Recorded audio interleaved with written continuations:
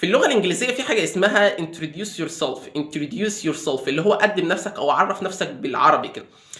عرف نفسك لازم يكون في 5 حاجات، أو المفروض يكونوا 7 بس إحنا هنختصر ونخليهم 5.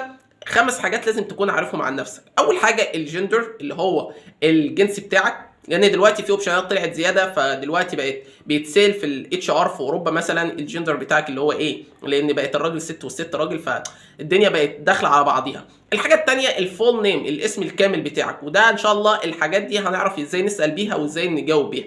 الحاجه الثانيه اللي هو الفول نيم. الحاجه الثالثه اللي هي الماريتال ستاتوس بتاعتك، اللي هي الحاله الاجتماعيه، اعزب، متزوج، ارمل، مخطوب، سنجل، اي حاجه دي برضه هنعرفها.